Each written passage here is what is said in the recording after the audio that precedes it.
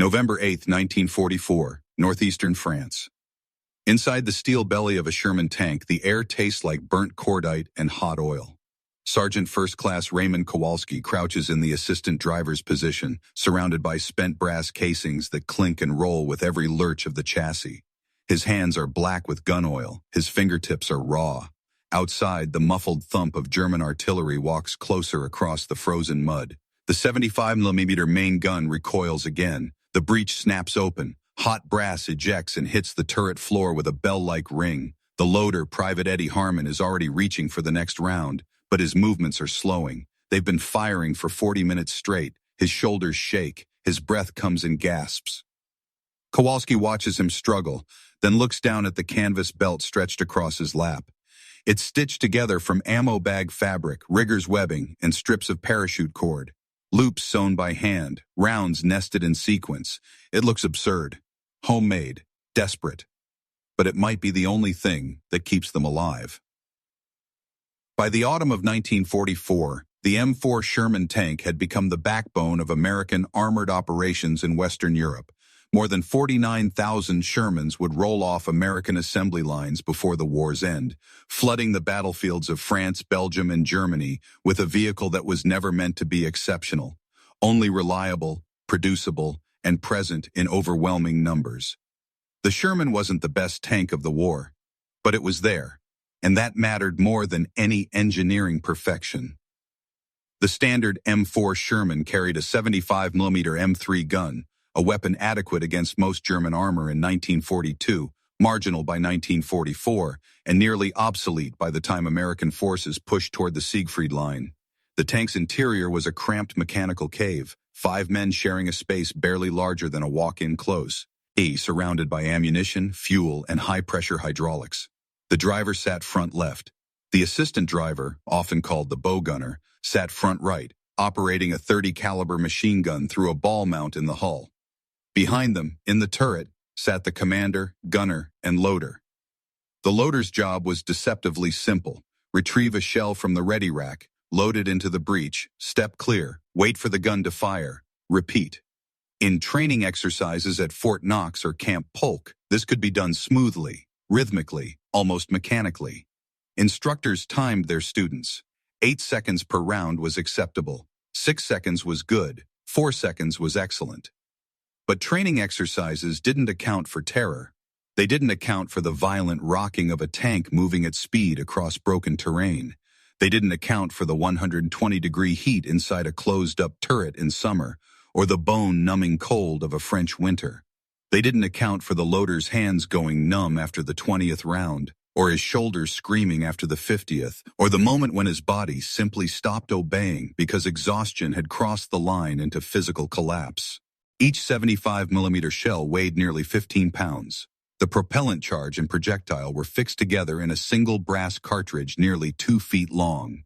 The loader had to pull it from a storage rack. Some rounds stored vertically along the turret walls, others horizontally in floor bins. Lift it, pivot, align it with the breech, and shove it home hard enough to trigger the automatic breech block.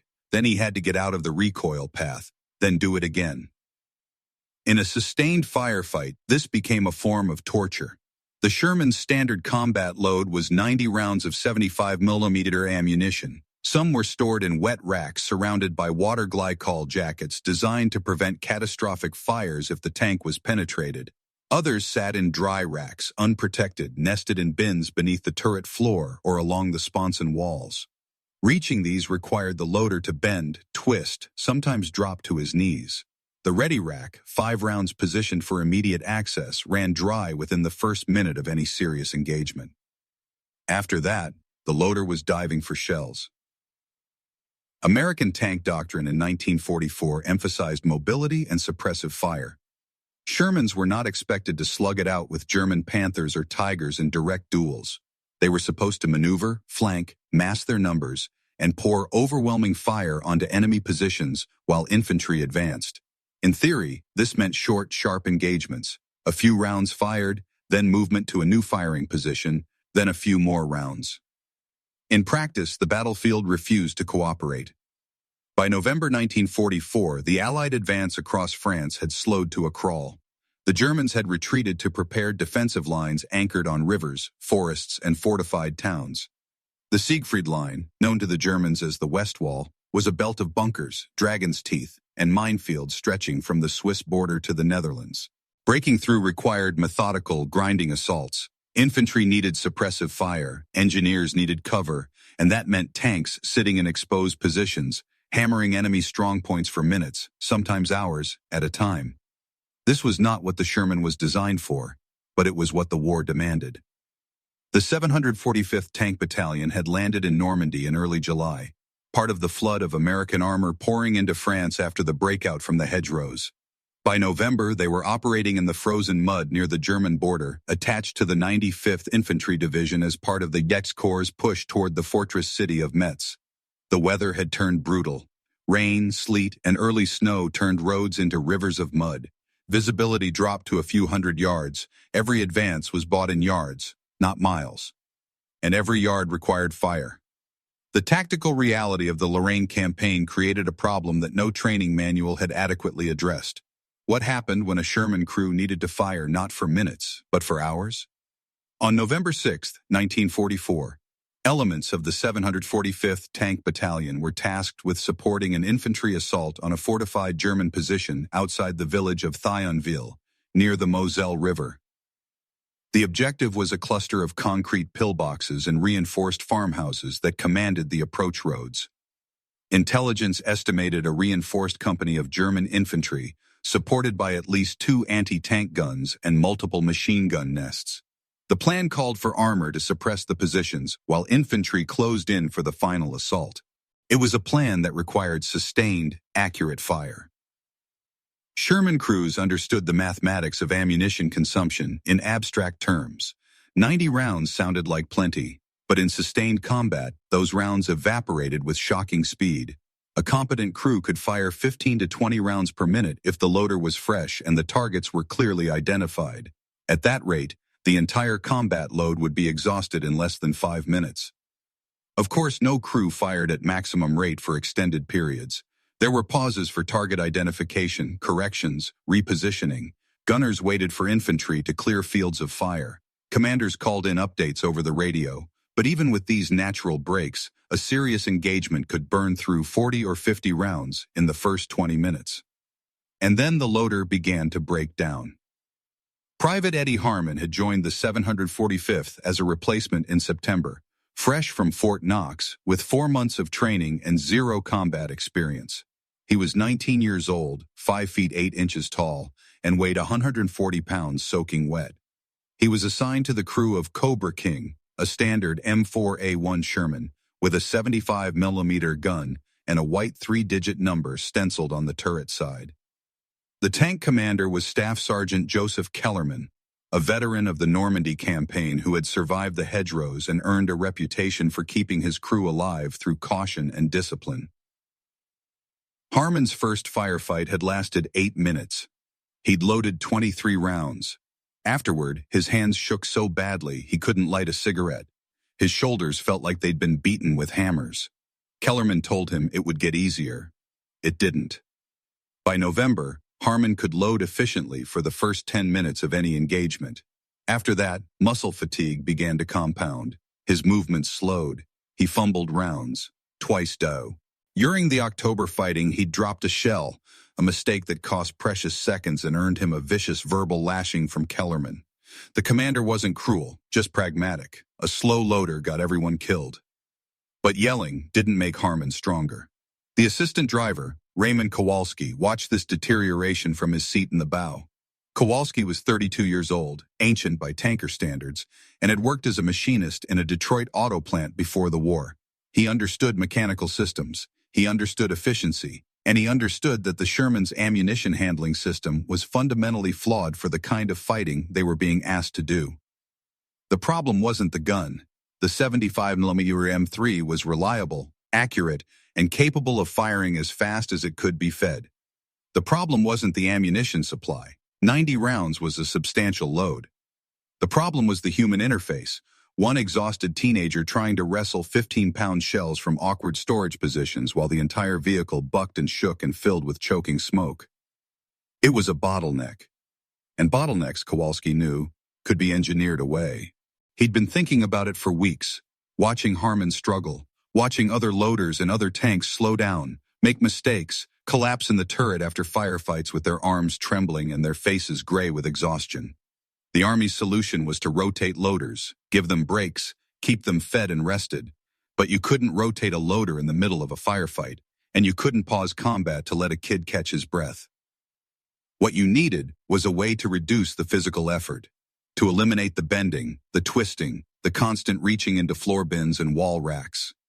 You needed the ammunition closer, organized, sequential, presented to the loader in a way that required minimal movement. You needed a belt.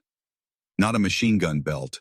Those fed rigid metallic links that wouldn't work for artillery shells. But something similar in concept. A flexible carrier that held rounds in sequence, positioned them within easy reach, and eliminated the need to hunt for the next shell. Something that turned the loader's job from a full-body wrestling match into a simple repetitive motion. Grab, load, repeat. Kowalski had sketched the idea in a notebook. He'd measured the available space in the turret. He'd calculated how many rounds could be staged without interfering with the crew's movement or the turret's rotation.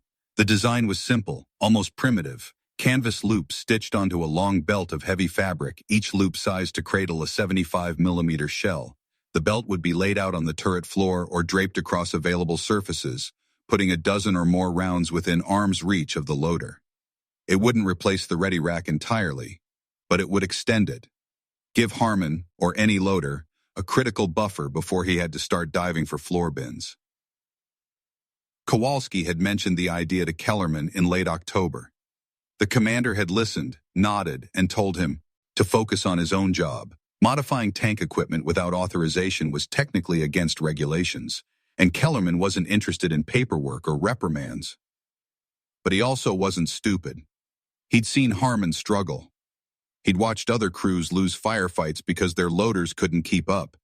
If Kowalski wanted to tinker on his own time, Kellerman wouldn't stop him. He just wouldn't officially approve it either. So Kowalski scrounged materials. He traded cigarettes for canvas ammo bags. He pulled webbing from a damaged parachute harness he found in a supply dump. He borrowed needle and thread from a quartermaster clerk. And over 3 cold evenings in early November, crouched beside the tank with a flashlight clamped between his teeth, he stitched together a belt designed to hold 18 75mm rounds in padded loops. It looked ridiculous, crude, like something a Boy Scout might make at summer camp. The other crews laughed when they saw it. The Human. Raymond Kowalski's War. Raymond Kowalski didn't look like a soldier. At 32, he was older than most of the officers commanding his unit. His hairline had already begun its retreat, and the lines around his eyes spoke to years spent squinting at precision machinery under dim factory lights. Before the war, he'd worked the night shift at a Chrysler plant in Hamtramck, a Polish enclave on Detroit's east side, where everyone knew everyone, and the smell of kielbasa mingled with the smell of motor oil. He'd been draft-exempt, technically. War production workers were considered essential. But Kowalski had 3 brothers, and 2 of them were already in uniform. One with the Marines in the Pacific, another with the Army Air Forces in England. Sitting out the war while his brothers fought felt impossible. So in March 1943, he'd walked into the recruitment office and volunteered. His wife Helen had cried. His foreman had called him an idiot. Kowalski had simply shrugged and said it was the right thing to do. The Army had assigned him to armor. His mechanical aptitude made him a natural fit. But instead of being routed to maintenance or recovery units where his skills would have been invaluable, he'd been slotted into a combat crew as an assistant driver. It was a strange role. Part machine gunner, part backup driver, part spare hand for whatever needed doing. In practice, it meant long hours of cramped boredom punctuated by moments of absolute terror. Kowalski approached war the way he'd approached factory work, as a series of problems requiring practical solutions. He didn't think in terms of glory or heroism. He thought in terms of tolerances, failure points, and efficiency. And when he watched Eddie Harmon struggle to keep the gun fed, he didn't see a weak soldier. He saw a system operating beyond its design parameters. So he did what any good machinist would do. He redesigned it. The mechanical problem, the loader's dilemma, The M4 Sherman's interior layout was a compromise born from competing priorities: armor protection, mechanical reliability, crew survivability, and ease of manufacture. The result was a functional space that worked adequately under ideal conditions and became a nightmare under stress. The loader stood on the right side of the turret, opposite the gunner. Directly in front of him was the breech of the 75mm gun, a massive steel block that wrecks, oiled violently with every shot, traveling backward nearly a foot before hydraulic buffers arrested its motion and returned it to battery. The loader had to time his movements around this recoil cycle, reach in too early, and the breech would crush his arm, hesitate too long, and the commander would be screaming in his ear. The ready rack held 5 rounds, positioned vertically along the turret wall within easy reach. These were the loader's lifeline in the opening seconds of any engagement. Grab, load, fire, grab, load, fire. A well-trained loader could empty the ready rack in under 30 seconds. Then the real work began. The remaining 85 rounds were scattered throughout the tank in positions dictated by space constraints and blast protection requirements. Some sat in wet racks along the hull sponsons, protected by water jackets but requiring the loader to crouch low and reach past the gunner's legs. Others were stored in floor bins beneath the turret basket, accessible only by lifting hinge doors in the floor plating. Still more were tucked into corners, behind seats, anywhere engineers could find 6 inches of unused space. Each storage location presented its own challenge. The sponson racks required awkward bending. The floor bins required the loader to drop to his knees, sometimes bracing himself against the turret ring while the tank rocked over rough terrain. The corner racks were often blocked by equipment, ammunition boxes, or crew members. And every round weighed 15 pounds. In the factory, in the testing grounds, in the training manuals, this system worked. Loaders practiced the movements until they became automatic. They memorized which racks to draw from in which order. They learned to move efficiently, to use their legs instead of their backs, to anticipate the gun's recoil rhythm. But combat wasn't a training exercise. In combat, the tank was moving. The floor was littered with spent casings. The air was thick with smoke and fumes. The noise was deafening. The guns roar, the engines scream, the metallic clang of incoming rounds striking the hull. The loader's hands were slippery with sweat and gun oil. His eyes stung, his lungs burned. And he was terrified. Fear added weight to everything. It made hands clumsy. It made simple movements complicated. It turned a routine task into an exhausting physical ordeal that left loaders gasping, shaking, sometimes vomiting from the exertion and stress. The problem wasn't weakness. The problem was that the system demanded sustained physical output at a level that human physiology couldn't maintain. A loader could work at maximum efficiency for perhaps 10 minutes. After that, performance degraded rapidly. After 20 minutes, even the strongest men began to falter. And in the kind of grinding, sustained firefights that characterized the late-war European campaign, 20 minutes was just the beginning. The improvisation. Stitching a solution. Kowalski's design was born from simplicity and scarcity. He didn't have access to specialized materials or machine tools. He had canvas, webbing, and thread, so he built what was possible with what was available. The base of the belt was constructed from 2 salvaged ammunition bags, heavy olive drab canvas designed to carry machine gun belts. He cut them open, trimmed them to length, and stitched them together end to end, creating a strip roughly 10 feet long and 18 inches wide. The canvas was thick enough to support weight but flexible enough to drape across irregular surfaces. Onto this base, he stitched individual loops, 18 of them, spaced 10 inches apart. Each loop was made from nylon parachute webbing, folded and sewn to create a cradle that would hold a 75mm shell securely without pinching the brass casing. The loops were angled slightly forward, so the shells would nestle nose down, their bases elevated for easy grasping. The stitching was crude, but functional. Kowalski used a heavy sailmaker's needle and waxed thread borrowed from a supply sergeant. Each loop required nearly 6 feet of thread and 40 individual stitches. His fingers bled. The canvas was thick and resistant, requiring real force to drive the needle through. But Kowalski had spent 20 years working with his hands. Pain was just feedback. Between the loops, he added reinforcement patches, small squares of doubled canvas that distributed the weight and prevented the fabric from tearing under load. He also stitched a series of tie-down points along the edges of the belt, short lengths of cord that could be used to secure the belt to available anchor points inside the turret. The finished product looked absurd. It was lumpy, uneven, covered in visible stitching that wandered drunkenly across the canvas. It had none of the precision or finish of factory-made equipment. It looked exactly like what it was, a homemade solution to a problem the Army hadn't bothered to solve. But when Kowalski loaded it with 18 practice rounds and draped it across the turret floor, positioning it so the shells formed a neat arc within arm's reach of the loader's position, the functionality became obvious. Harmon wouldn't have to hunt for ammunition. He wouldn't have to bend, twist, or reach into awkward floor bins. He would simply grab the next shell in sequence, load it, and move to the next.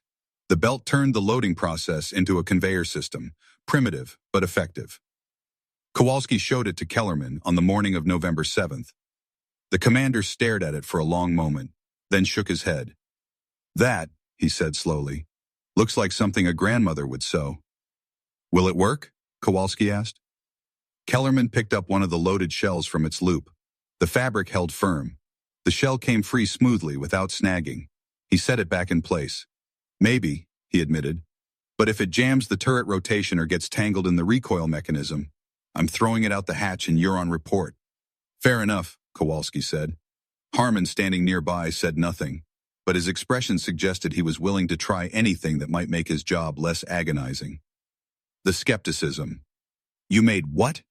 Word of the belt spread through the battalion with the speed of any good rumor.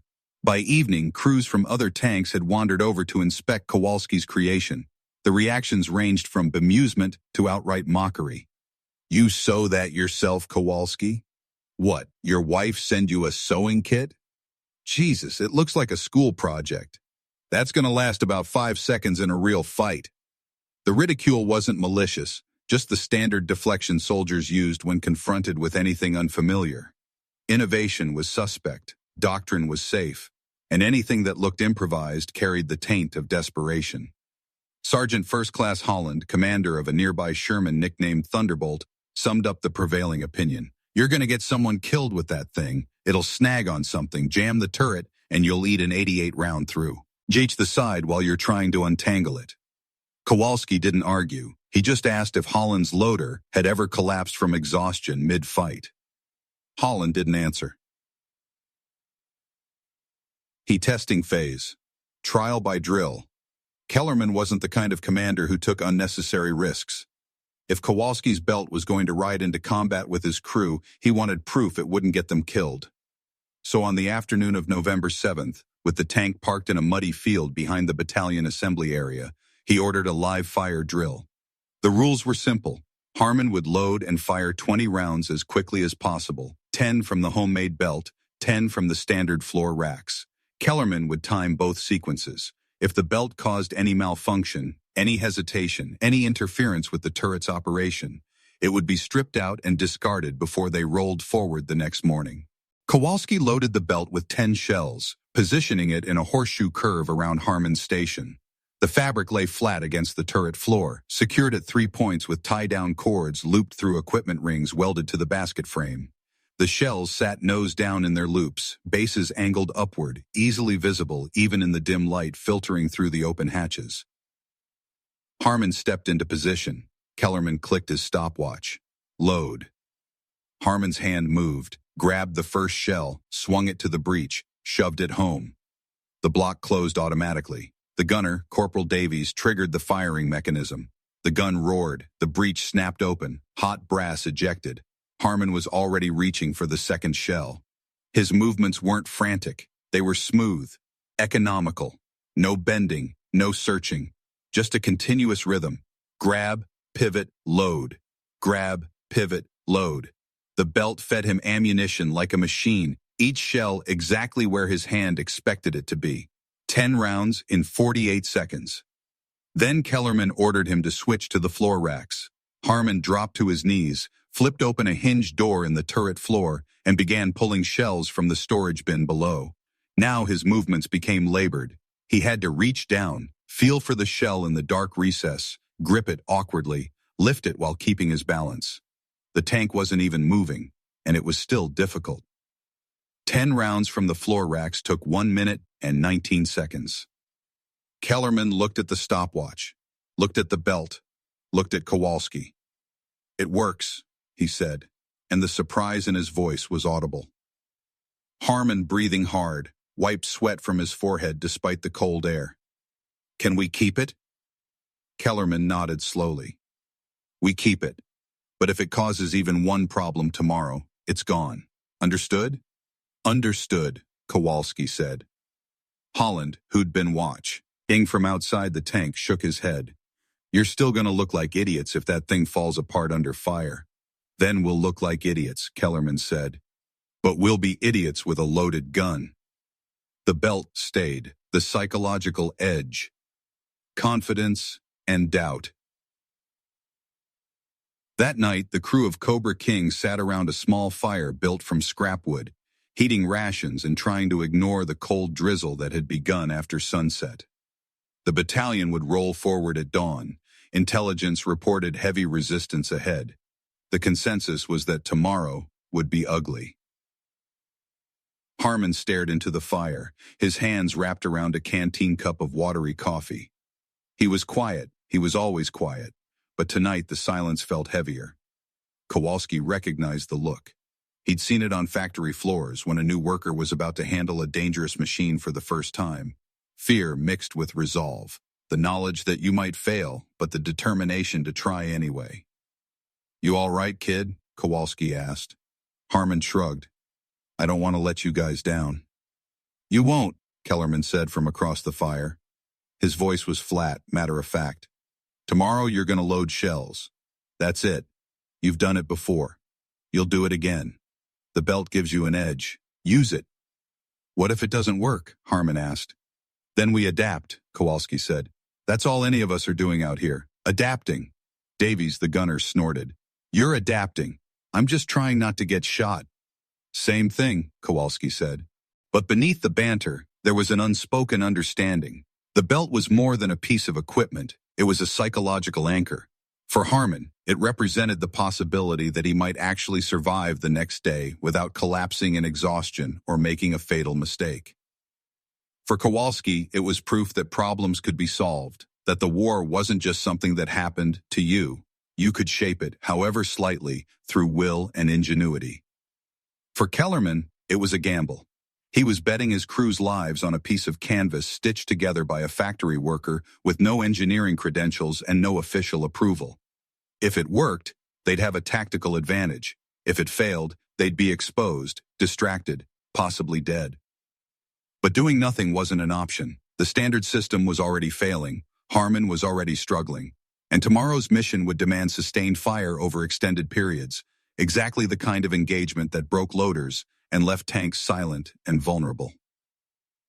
So Kellerman had chosen to roll the dice on improvisation. He didn't sleep well that night. None of them did. The rain intensified into sleet, drumming against the tank's hull with a sound like distant machine gun fire. Somewhere to the north, artillery rumbled. American guns, German guns, impossible to tell the difference. The front line was close enough to feel. Harmon lay in his bedroll beneath the tank, staring up at the undercarriage.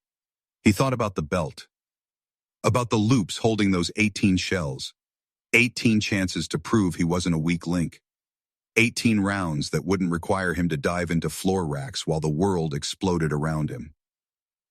It wasn't much, but it was something. And in war, something was often the difference between living and dying. Kowalski, wrapped in his own blanket a few feet away, thought about Helen, about the house in Hamtramck, about the world he'd left behind to come to this cold, muddy corner of France where men killed each other over farmhouses and pillboxes that would be forgotten within a generation. He wondered if she'd understand why he'd made the belt. Probably. She'd always understood the way he thought, the need to fix things, to make them work better, to solve problems even when no one asked him to. He wondered if he'd live long enough to tell her about it. The question hung in the darkness, unanswered. Dawn came gray and cold. The battalion formed up in column, engines coughing to life, tracks clanking against frozen ground. Cobra King took its position in the formation, 3rd Tank in a 5-tank platoon, assigned to support the lead infantry companies in their assault on the fortified positions outside Thionville. Inside the turret, Kowalski checked the belt one last time. 18 shells nested securely in their loops. The fabric showed no signs of tearing. The tie-down cords were tight. Harmon ran his hand along the belt, feeling the weight of the ammunition. He didn't say anything. Didn't need to. Kellerman's voice crackled over the intercom. "Buttoning up. Stay sharp." The hatches clanged shut. The world outside reduced to narrow vision slits and the periscope's limited field of view. The tank lurched forward, tracks grinding through mud. And somewhere ahead, the Germans were waiting. The attack began at 0620 hours with an artillery barrage that turned the sky white. American 105mm howitzers pounded the German defensive line for 12 minutes, walking shells across suspected strongpoints in a methodical rhythm that shook the ground and rattled teeth, even inside the closed tanks. Then the guns fell silent, and the infantry moved forward through the smoke. Cobra King rolled with them, flanked by 2 other Shermans from the platoon. The mission was straightforward in concept, brutal in execution: suppress the German positions while infantry closed to assault range. The enemy occupied a low ridgeline anchored on a stone farmhouse and 3 reinforced bunkers. Intelligence had identified at least 2 MG-42 machine gun nests, a PaK-40 anti-tank gun, and an unknown number of riflemen dug into fighting positions along the tree line. The farmhouse was the key. It dominated the approach, its thick stone walls pocked but unbroken by the artillery prep. Smoke drifted from the upper windows, evidence of life, of weapons, of men preparing to fight. Kellerman's voice came over the intercom, calm and deliberate. "Gunner, farmhouse, 2nd floor window left of center, HE, range 400. Davies adjusted his sight picture. Identified. "Harmon, load, he," Kellerman ordered. Harmon's hand moved to the ready rack, grabbed a high-explosive shell, loaded it. The breech closed with a metallic snap. "Up," Harmon reported. "Fire!" The gun roared. The shell punched through the window and detonated inside the structure. Smoke and debris exploded outward. Before the dust settled, Kellerman was already calling the next target. "Same building, ground floor, right side. Load he." Harmon's hand moved again, this time not to the ready rack, it was already empty, but to the belt. His fingers found the first shell in sequence, grabbed it. The fabric loop released smoot. "Illy." He pivoted, loaded, stepped clear. "Up. Fire." The rhythm established itself. Target called, shell loaded, gun fired, reload, again. At first it was almost mechanical, clinical. The German position was 400 yards away, far enough that the return fire seemed abstract, distant. Tracer rounds floated past like angry fireflies. Bullets sparked off the Sherman's hull, sharp metallic pings that were more irritating than terrifying. But then the PaK-40 announced itself. The anti-tank gun was hidden in a tree line to the left, camouflaged and hull down. Its first shot missed high, cracking over the turret, with a sound like a whip snapping next to your ear. The second shot hit the ground 10 feet short, throwing up a geyser of frozen mud. The third shot hit. The impact sounded like a church bell struck with a sledgehammer. The entire tank rang. Inside, the crew was slammed against their stations by the concussive force. Kowalski's head snapped forward, his helmet banging against the machine gun mount. His vision went white for a moment, then returned in a blur of shapes and swimming light. "Report," Kellerman's voice, sharp and urgent. "Driver, okay," came the shaky response from the front. "Bow, okay," Kowalski managed, tasting blood. "Gunner, okay?" "Loader, okay," Harmon said, though his voice was higher than normal. The shot had struck the lower glacis plate at an angle, penetrating the armor but deflecting downward into the transmission housing. The tank was still mobile, still combat capable, but the hit had crossed a psychological threshold. They weren't invulnerable anymore. The armor could be broken. Death had just knocked on the door. "Traverse left, find that gun," Kellerman ordered. His voice was still calm, but tighter now, focused. Davies rotated the turret. The electric motor whined. The gun swept across the landscape, searching. "There, tree line, 2 o'clock. See the muzzle flash. Identified. Load AP." Harmon grabbed an armor-piercing shell from the belt. His hands were shaking now, but the motion was automatic. Grab, pivot, load. Up. Fire! The AP round streaked across the field and punched into the tree line. For a moment, nothing. Then a secondary explosion, small, sharp, as the Pak-40's ammunition cooked off. The gun went silent. But the farmhouse was still alive. MG-42 fire swept across the advancing infantry, forcing them to ground. The Americans were pinned, unable to advance, taking casualties in the open, and that meant Cobra King had to keep firing. Gunner, farmhouse again, work the windows. Keep them down. Loading HE, Harmon said, and reached for the belt. 10 minutes in. To the engagement, he'd already fired 18 rounds. The belt was empty. Now came the test. Could he maintain the pace drawing from floor racks and wall storage? His hand dropped to the nearest floor bin, flipped the hinged door open, reached down into the dark compartment, feeling for the familiar shape of a shell. His fingers closed on brass. He pulled it up, pivoted, loaded. But it was slower. The rhythm broke. The smooth flow interrupted by the need to hunt, to search, to physically retrieve each round from an awkward position. Kellerman noticed immediately. Harmon, speed it up. Working on it, Harmon gasped. Kowalski, watching from the bow position, saw the problem. The belt had bought them 10 minutes of optimal performance. Now they were back to the standard system, and Harmon was already starting to fatigue. His shoulders were tight, his movements less fluid. They'd been firing for 12 minutes. They needed to fire for hours. Tank, reverse 50 yards, find defilade, Kellerman ordered. The driver threw the transmission into reverse. The Sherman lurched backward, tracks churning mud until the hull dropped into a shallow depression that put the ridgeline between them and the farmhouse. A momentary break, breathing room. Kellerman popped the hatch, exposing himself to scan the battlefield with binoculars. Infantry was still pinned.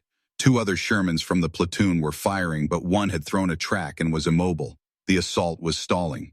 He dropped back inside. We're going to be here a while. Harmon, how many rounds left? Harmon did a quick mental count. 70, maybe 72. Kowalski, can you reload that belt? Kowalski blinked. He'd been thinking the same thing. Yeah, give me 2 minutes. You've got one. Kowalski unbuckled, squeezed past the driver, and climbed into the turret. The space was chaos, spent brass casings everywhere, the air thick with smoke and fumes. He grabbed the empty belt from the floor, now just a limp strip of canvas, and started pulling shells from the nearest storage rack. His hands moved fast. Grab shell, nestle it into a fabric loop, move to the next. Grab, load, move. The belt wasn't designed for rapid reloading. It was awkward, the shells heavy. But Kowalski worked with the efficiency of a man who'd spent decades performing repetitive manual tasks under pressure. 60 seconds, 18 shells. The belt was full again. He laid it back on the turret floor in its horseshoe arc around Harmon's position. Belt's hot, he said, then scrambled back to his own station. Kellerman nodded. Driver, back up to firing position. The tank crawled forward, the ridgeline dropped away, the farmhouse reappeared, and the Germans were still there, still fighting. Gunner, re-engage. Upper floor windows. Harmon, stay on the belt as long as it lasts, then call out when you need another reload. Roger. The gun barked again. And again, and again. 15 minutes became 30. 30 became 45. The engagement stretched into an endurance contest. American firepower against German fortifications, measured in hundreds of pounds of high explosive, hurled at stone and concrete and flesh. By the second hour, the battle had devolved into a grinding, repetitive nightmare. The farmhouse refused to collapse. Its walls, 2 feet of mortared stone, absorbed shell after shell. Windows disintegrated, chunks of masonry tumbled away. The roof sagged and caught fire, but the structure held, and the Germans inside kept shooting. The infantry couldn't advance. Every time they tried to move forward, machine gun fire from the bunkers on the flanks cut them down. The bunkers themselves were nearly impossible to suppress. Squat concrete domes with firing slits barely wider than a man's hand. Artillery hadn't touched them. Tank fire chipped the concrete but didn't penetrate. So the mission became simpler, more brutal. Keep firing. Pin the enemy. Suppress every window, every firing position, every movement. Deny them the ability to maneuver or concentrate their fire. Give the infantry time to regroup, to call in more support, to find a solution. It meant Cobra King had to stand still and trade blows with an entrenched enemy. Kowalski had reloaded the belt 3 more times. Each reload took slightly longer, not because he was slowing down, but because the remaining ammunition was stored in progressively more difficult positions. The easy access racks were empty. Now he was pulling shells from deep sponson storage, from corner bins, from compartments that required him to move equipment and shift crew members just to reach them. But the belt kept Harmon functional. Every 18 rounds he had a buffer, a predictable sequence of shells within easy reach. Grab, load, fire. Grab, load, fire. The rhythm held him together, kept him from thinking too hard about the fact that they'd been in combat for 90 minutes and showed no signs of stopping. His shoulders screamed. His hands were blistered where the hot brass casings had brushed against skin. His back felt like someone had beaten it with a pipe, but he kept loading. Because the alternative was stopping. And stopping meant the gun went silent. And a silent gun meant dead infantry. At the 2-hour mark, the loader in the tank to their right, a Sherman nicknamed Defiant, collapsed. Kowalski heard it over the radio net, the panicked voice of the tank commander calling for a medic. The kid had loaded nearly 80 rounds, and his body had simply quit. Muscle failure, exhaustion. He was conscious but unable to stand, unable to lift his arms. Defiant went silent. One less gun in the fight. Kellerman's voice came over Cobra King's intercom. "Harmon status?" "Still good," Harmon lied. His voice was ragged, his breathing labored, but his hands kept moving. "Kowalski, how many reloads you got left in you?" Kowalski did the math. They'd fired maybe 75 rounds. That left 15 in storage, scattered across the hardest-to-reach positions. Enough for one more belt reload, maybe a partial second. 2 more, he said. Then we're scraping the bottom. Make them count. The 3rd hour began with a near disaster. A German infantry team using the smoke and chaos as cover had worked their way to within 100 yards of Cobra King's position. They carried Panzerfausts, single-shot anti-tank rockets, crude but devastatingly effective at close range. Kowalski saw them through his periscope. 2 men low-crawling through a drainage ditch.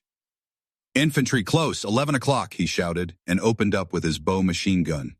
The .30 caliber chattered, tracers arcing across the muddy ground. One German went down immediately. The second rolled into cover behind a shattered tree stump, raised his Panzerfaust. Davies traversed the turret, the coaxial machine gun swinging to bear. A 2-second burst. The German jerked, dropped the weapon, fell. But it was a reminder of how exposed they were, how long they'd been stationary. The enemy was adapting, probing, looking for weaknesses. "Driver, displace 20 yards right, find new position," Kellerman ordered. The tank moved, tracks chewing earth, and settled into a new firing spot. The change bought them a few minutes of confusion from the German gunners, who had to reacquire the target. Kellerman used the break to assess. They'd been firing for 2 hours and 40 minutes. They'd expended roughly 85 rounds, nearly their entire combat load. The GU and barrel was glowing dull red, heat shimmering off the metal. The turret was filled with smoke so thick it was hard to breathe.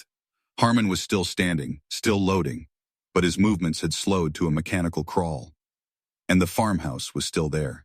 Damaged, burning, but still occupied, still dangerous. The infantry commander's voice crackled over the battalion net, requesting immediate fire support to cover a final assault.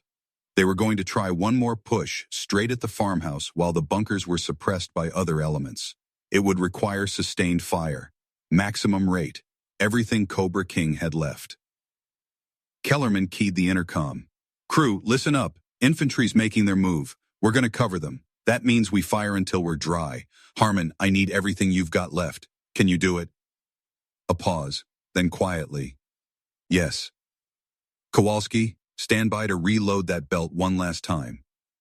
"Standing by." "Davies, on my command, engage farmhouse, rapid fire, he and whatever else we've got. Don't stop until I say stop." "Roger."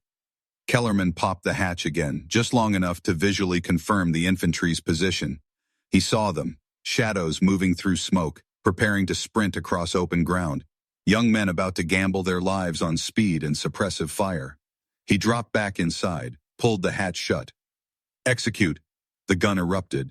Davies worked the firing mechanism as fast as Harmon could load. There was no more careful aiming, no more deliberate target selection, just area saturation. Shells poured into the farmhouse and the surrounding ground, turning the objective into a storm of fire and shrapnel. Harmon pulled from the belt, 18 rounds one after another, a blur of motion. Grab, load, fire, grab, load, fire. His vision narrowed to a tunnel. There was nothing in the world except the next shell, the next load, the next moment. The belt ran dry. "Belt empty!" he shouted. Kowalski was already moving. He climbed into the turret, stepping over brass casings, and grabbed the canvas strip. His hands moved in a frenzy, pulling the last 15 shells from their scattered storage positions and cramming them into the belt's loops. Some loops got 2 shells, some got none. It didn't matter. Just get ammunition into Harmon's reach. 40 seconds, 15 shells. "Belt's up!" Kowalski dropped back to his station, his heart hammering. Harmon grabbed the next shell, loaded. The gun fired. Outside, the infantry was moving, running, screaming, closing the distance while Cobra King's fire kept German heads down. Harmon loaded another shell, and another. His hands were bleeding now, skin torn by sharp edges and hot metal. He couldn't feel it, couldn't feel anything except the weight of each round and the rhythm of the loading cycle. 10 shells left. 8. 6. The infantry reached the farmhouse. Grenades tumbled through broken windows. Muzzle flashes sparked inside the structure. Close quarters fighting, brutal and fast. 4 shells. 2. Harmon grabbed the last round from the belt, a high explosive shell, its brass casing dented and scratched. He loaded it, stepped clear. "Last round," he reported, his voice barely a whisper. Davies fired. The shell detonated against the farmhouse's front entrance, collapsing the remaining section of wall. German soldiers stumbled out through the smoke, hands raised, surrendering to the advancing Americans. And then, for the first time in 3 hours and 52 minutes, Cobra King's gun fell silent. The sudden absence of noise was deafening. Kowalski's ears rang, his hands trembled. He realized he'd been holding his breath and forced himself to inhale, the acrid air burning his lungs.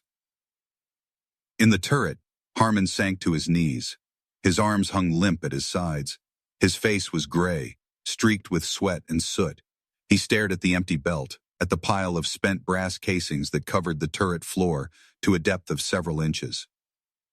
Kellerman put a hand on his shoulder. "You did good, kid." Harmon tried to respond, but no words came out. He just nodded. Outside, the battlefield was changing. The farmhouse had fallen. The bunkers, isolated and flanked, stopped firing. White flags appeared. The German position was collapsing. The mission was complete. Cobra King had fired 90 rounds in just under 4 hours. The gun had never gone silent for more than a few minutes. The barrel was so hot that the paint had burned off and the metal glowed faintly in the dim light. The crew was exhausted, battered, traumatized. But they were alive. And the belt, the ridiculous homemade stitched-together canvas belt that everyone had laughed at, had done exactly what Kowalski had designed it to do. It had kept the gun firing. The silence after the guns stopped was almost painful. For nearly 4 hours, the world had been nothing but noise, the guns roar, the engines growl, the metallic clatter of brass on steel, the endless percussive symphony of combat. Now there was only the ringing in their ears and the distant crackle of burning wood. Kellerman ordered the hatches opened. Cold air rushed into the turret, cutting through the smoke and fumes like a knife. Kowalski gulped it down, his lungs grateful despite the bitter chill. His hands were shaking, adrenaline crash, he recognized it, and he clenched them into fists to make it stop. In the turret, Harmon hadn't moved. He knelt on the floor surrounded by spent casings, his head bowed. For a moment, Kowalski thought he might be praying. Then he realized the kid was simply too exhausted to stand. "Harmon," Kellerman said gently, "let's get you outside." Together, Kellerman and Davies lifted the loader and helped him through the turret hatch. His legs buckled when they set him on the engine deck, but he caught himself, sat down hard, and just breathed. His hands were a mess, Blisters torn open, skin blackened with powder burns, one thumbnail completely gone. He stared at them like they belonged to someone else. A medic appeared within minutes, summoned by radio. He took one look at Harmon's hands and whistled low. Jesus, son, you been loading all morning? 4 hours, Kellerman said. The medic's eyebrows rose. 4 hours? In a Sherman? 4 hours. The medic shook his head and began wrapping Harmon's hands in gauze. You're going to be pissing blood for a week from the muscle breakdown. And these hands need to stay clean or they'll get infected. You're done for a few days. We've got another mission tomorrow, Kellerman said. Not with this kid, you don't. He needs rest, food, and about a gallon of water. I'll talk to the captain. Harmon finally spoke, his voice hoarse. I can still load. No, you can't, the medic said flatly. Right now you can barely hold a cup. Give it 72 hours maybe. But today, you're a casualty. Non-combat, but still a casualty. The words hung in the cold air. Harmon looked down at his bandaged hands, and something in his expression crumpled. Not quite tears, just a kind of exhausted defeat. Kowalski climbed out of the tank and sat down beside him. You kept the gun running for 4 hours, kid. 4 hours. That's not a failure. That's damn near superhuman. Didn't feel superhuman, Harmon muttered. Never does, Kowalski said. Around them, the battlefield was transitioning from combat zone to aftermath. Infantry moved cautiously through the captured positions, clearing rooms, securing prisoners. German wounded were being separated from the dead. American casualties were being carried to collection points. The farmhouse, still smoldering, had become a jagged silhouette against the gray sky.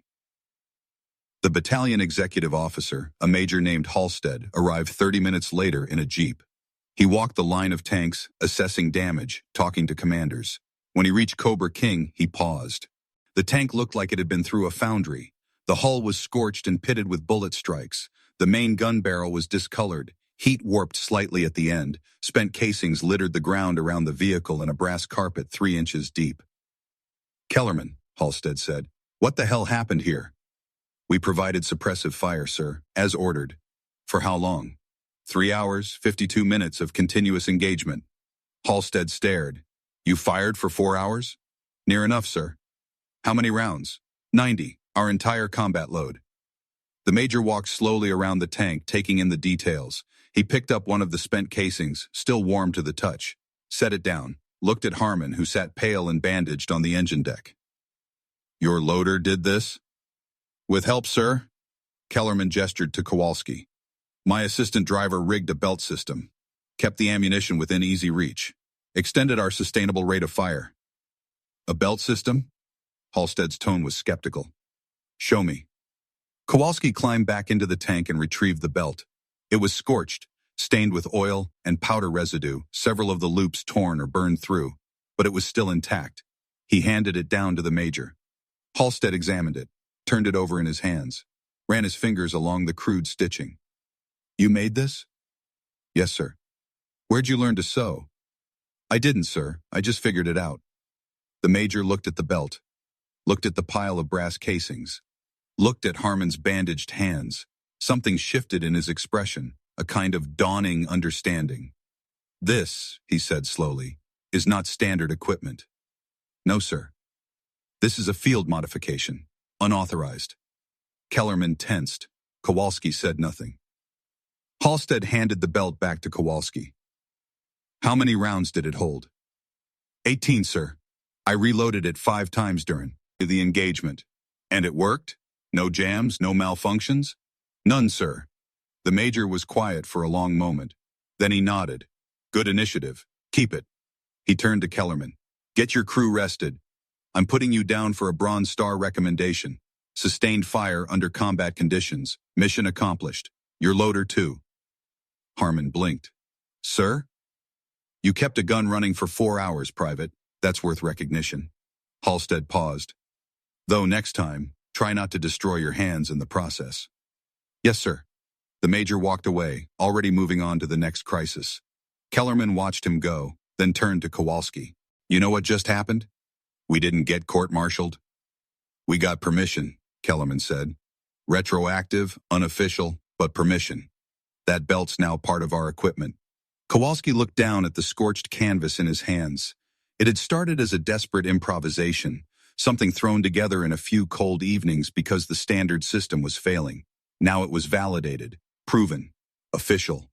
And within hours, word would spread through the battalion. By nightfall, Cobra King had become something of a pilgrimage site.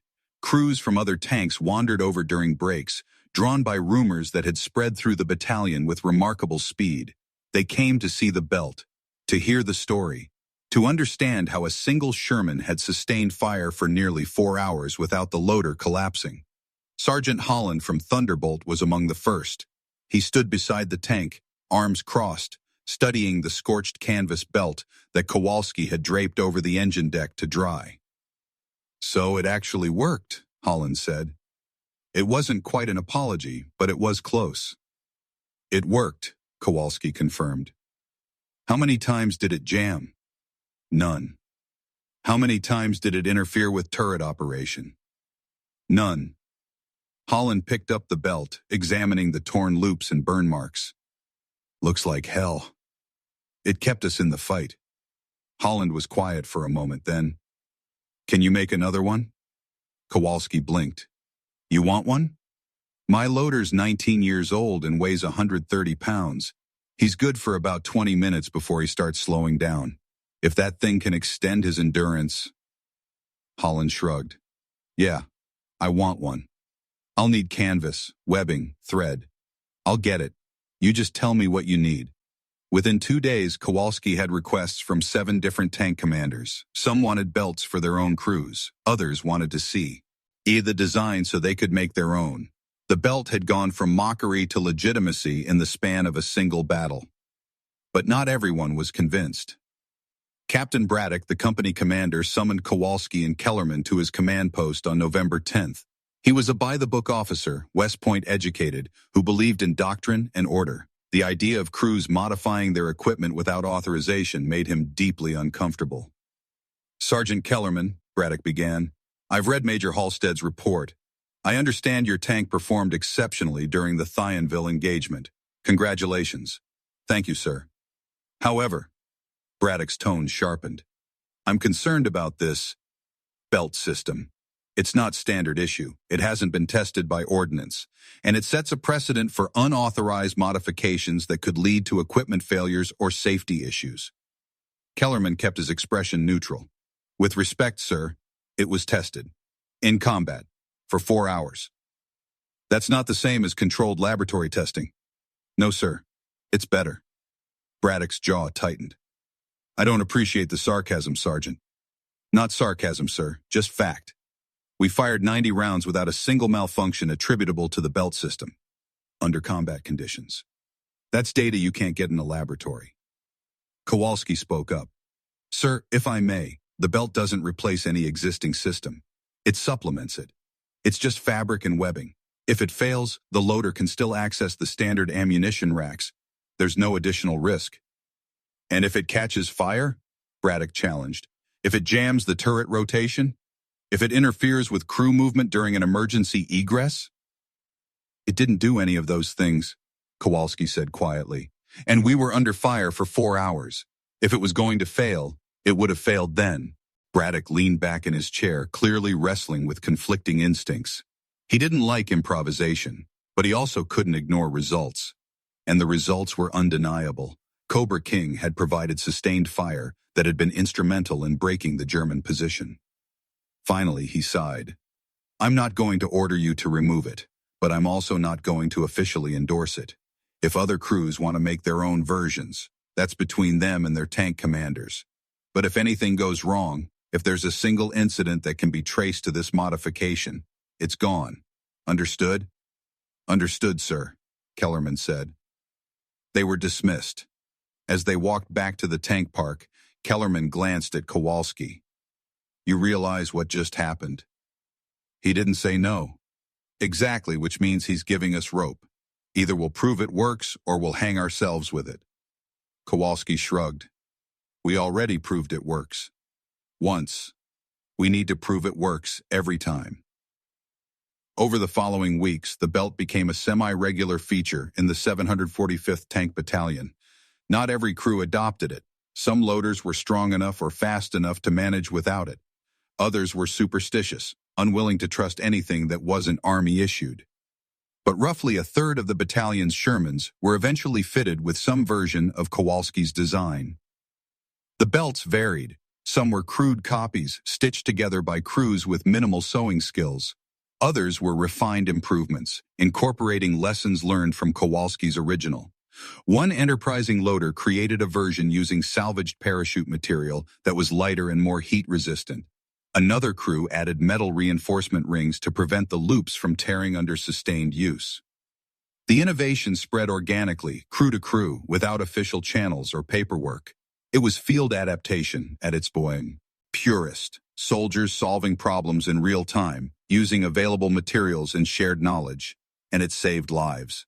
In mid-December, during the opening days of the Battle of the Bulge, a Sherman from the 10th Armored Division, equipped with a belt system copied from the 745th's design, sustained fire for over 5 hours while defending a critical road junction near Bastogne. The loader, a replacement who'd been with the crew for less than a week, managed to keep the gun fed long enough for reinforcements to arrive. The tank commander's after-action report specifically credited the belt system with their survival. Similar stories filtered back through the theater. A belt here, a sustained engagement there. Small victories that didn't make headlines but kept positions held and infantry alive.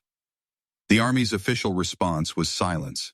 No formal adoption, no technical bulletins, no supply requisitions for materials. The belt system existed in a gray zone, tolerated but not endorsed, effective but not official. Kowalski didn't mind. He hadn't built it for recognition. He'd built it because the problem needed solving, and he had the skills to solve it. The fact that it worked, that it spread, that it made a difference, that was enough. Harmon recovered. His hands healed, though the scars remained. He returned to duty in late November and continued loading for Cobra King through the winter fighting. He never fired for 4 hours straight again. Most engagements were shorter, sharper, over within an hour. But whenever the fighting stretched longer, whenever the gun needed to keep roaring, the belt was there. And it worked. War is often remembered in grand strokes. The battles won, the generals celebrated, the turning points that shift the course of history. But beneath those sweeping narratives lies a different story, quieter and more human. The story of problems solved in mud and cold by men who simply refused to accept that the system couldn't be better. Raymond Kowalski never became famous. His belt never appeared in official manuals or training films. There was no parade, no ceremony, no moment when the Army acknowledged that a factory worker from Detroit had identified a critical flaw in armored doctrine and fixed it with needle and thread. But in the turrets of Sherman tanks across Europe, his solution lived on. Passed crew to crew, stitched together in stolen hours behind the lines, modified, improved, adapted to fit different tanks in different hands. It was innovation in its purest form, born from necessity, spread through shared experience, validated not by bureaucracy, but by survival. The belt didn't win the war. It didn't even win a single battle on its own. What it did was smaller and more profound. It gave loaders a chance. A buffer against exhaustion. A way to keep fighting when their bodies wanted to quit. And in a war measured in inches and minutes, that chance mattered. Eddie Harmon survived the war. He returned to Ohio, married, worked in a steel mill for 40 years. He rarely spoke about his service, but he kept a photograph, a grainy image of Cobra King with its crew standing beside it, taken somewhere in France in the winter of 1944. In the photo, barely visible on the engine deck, is a strip of scorched canvas. He kept it until the day he died. War teaches many lessons, most of them bitter. But occasionally, in the spaces between the violence and the fear, it reveals something else. The relentless human capacity to adapt, to innovate, to refuse defeat, even when the system is stacked against you. Raymond Kowalski stitched together a belt because a kid was struggling and the gun needed to keep firing. It was that simple, that desperate, that necessary. And for 4 hours on a cold November day, it was enough.